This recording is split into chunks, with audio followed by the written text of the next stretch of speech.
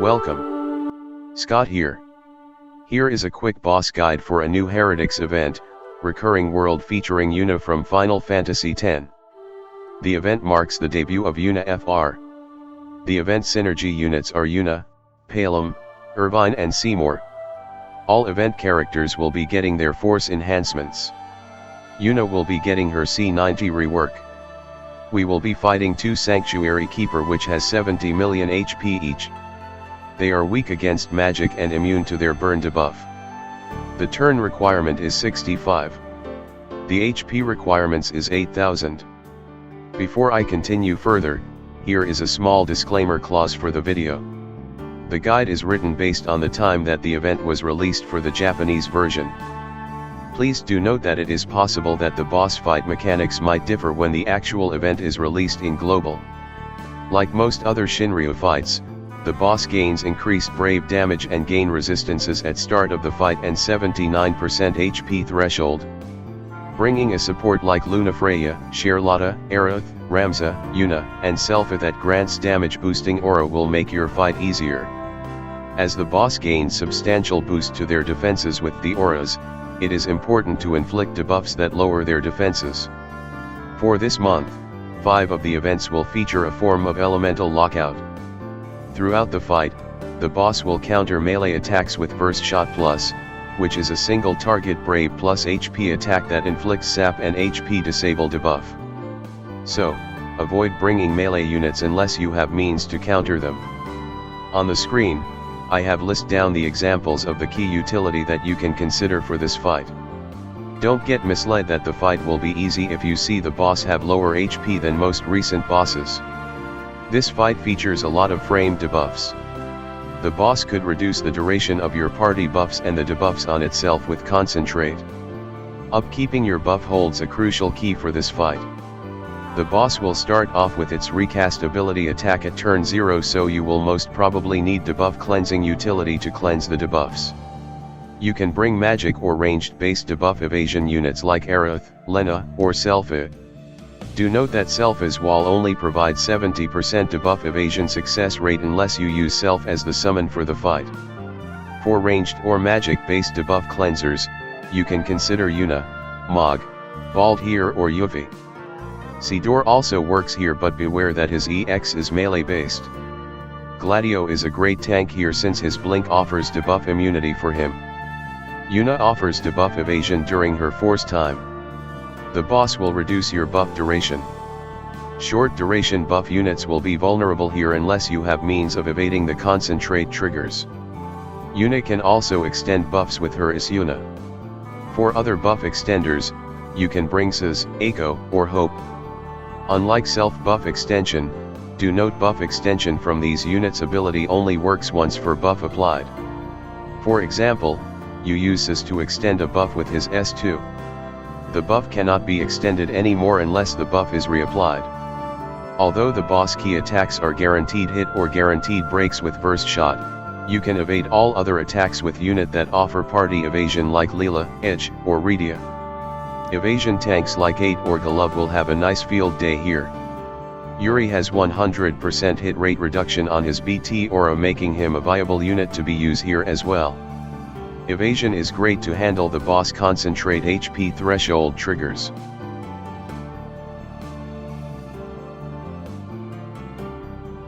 As we are no longer have Lufania Plus fights, the boss guide will be focused primarily on Shinryu fights. In Shinryu, you need to understand the effects gained by the boss as the force gauge build up, its force ability and its force time effect. As your party has low force levels, it is highly certain that the boss force gauge will build up faster than yours. To have a better understanding on the basics of the force gauge mechanics and Shinryu fights, I have done a video explaining the mechanics. I have included the link to the video under the comments and video description for your quick reference. Throughout the fight, the boss force gauge will increase by an additional 1% per action taken by the boss. As mentioned earlier, the boss will counter any form of melee attacks with Burst Shot Plus. Burst Shot Plus is a single target brave plus HP attack that inflicts a guaranteed break along with the following 2 frame debuffs, 5 turn sap and 2 turn HP disable. The boss will gain 50% brave damage weakness bonus against debuffed allies. It is advisable to avoid bringing melee units unless you have means to counter the burst shot plus. The boss force gauge will build up faster as its HP is lowered. You can refer to the table on the screen for the percentages. At the 100% threshold, the boss will use its force ability and activates its force time for 6 turns. The boss force ability, Photon Wings ++ is a guaranteed hit AoE HP attack that reduces all your allies' HP to 60% of their current HP. Upon using the force ability, the boss will enter into its force time where the gauge will start to emit a red hue with a counter of 6 on its gauge. When the force time is activated, the bosses will gain an enhancement that converts its burst shot and mana breath to its ++ variant. These attacks are guaranteed hit and KO attacks that ignores last stand. It will trigger when the unit that acts has his or her HP lowered to below 30% or red HP. Always upkeep your HP threshold above 30% whenever the boss force time is activated. To deal the boss force weakness, you need to use a magic force ability that deals brave damage. Other than the featured FR Yuna, there are lots of magic force ability that can fulfill these conditions. Use the force ability will disable the boss force time.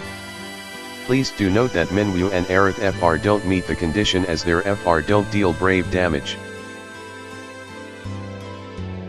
Now let's go through the fight key mechanics. As mentioned earlier, the boss will use its recast ability Photon Wings at the start of the fight. This is a very annoying ability. Let's go through what it does first. It will reduce your party's current brave by your max HP. The reduced brave will be converted to its AoE HP guaranteed attack. The attack will grant the boss 2 framed buffs, 1 turn 50% speed up and 1 turn 50% HP damage resist. The boss will inflict a slew of debuffs on your entire party in this order. 1. Enhancement down for 5 turns. This will reduce the buff rate by 80%. In other words, there is an 80% probability your unit won't apply buffs when using an ability. 2. Burn for 2 turns.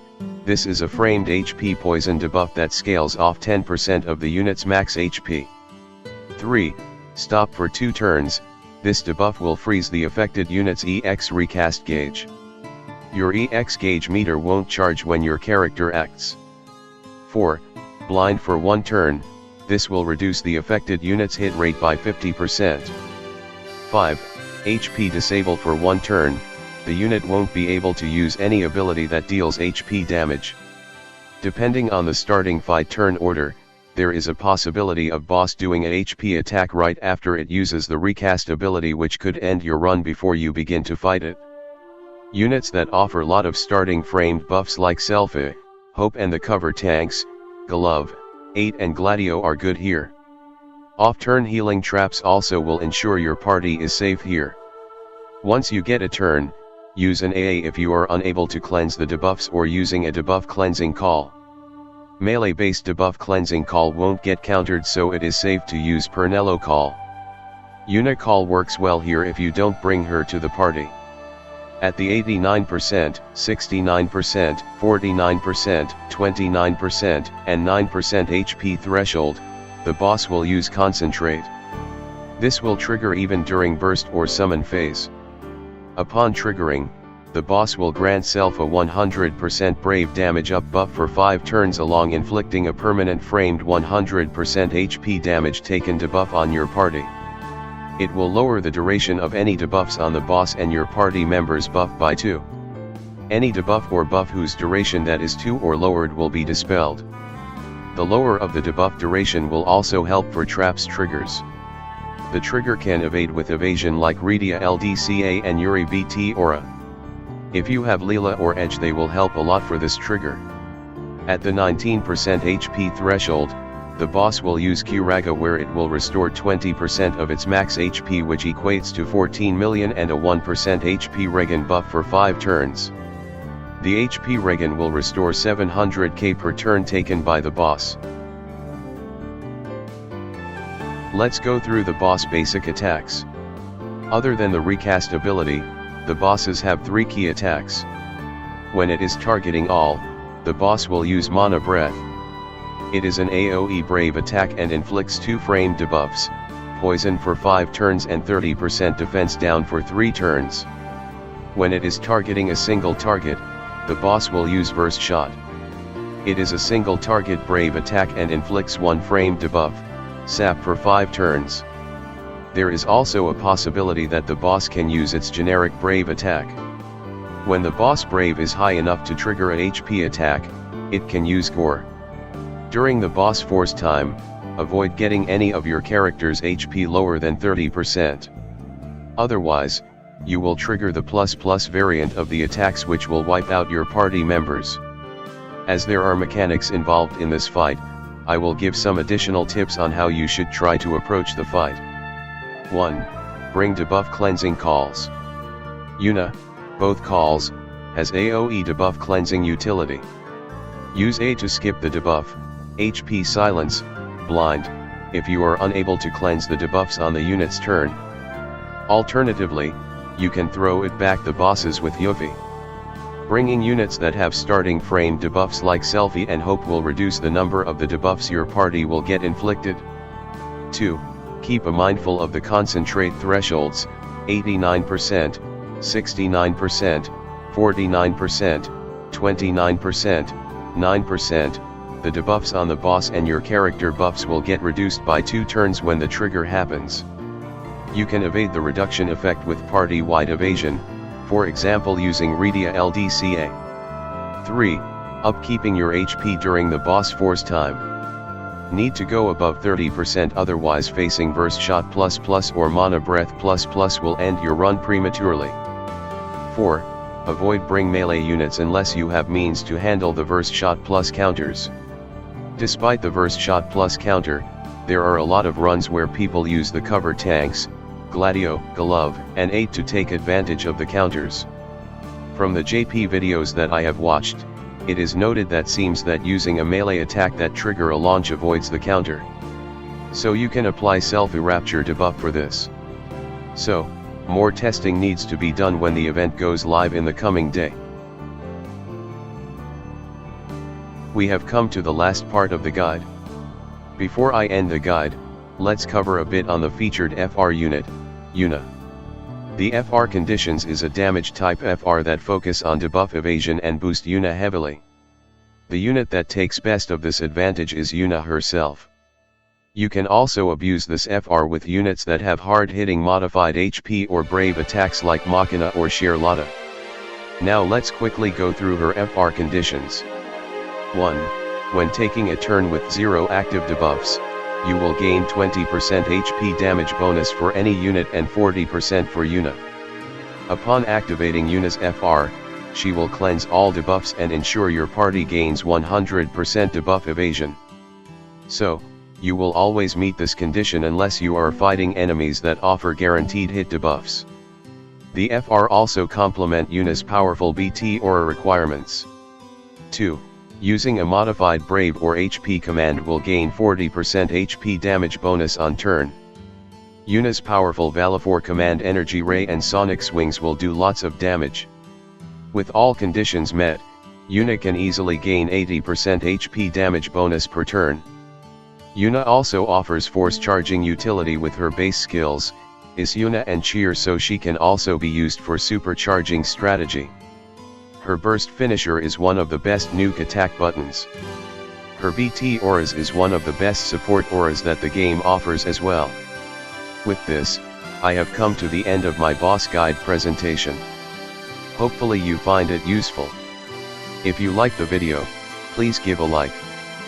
Please subscribe to my channel for future gaming content. Good luck for the fight in the coming day. Bye.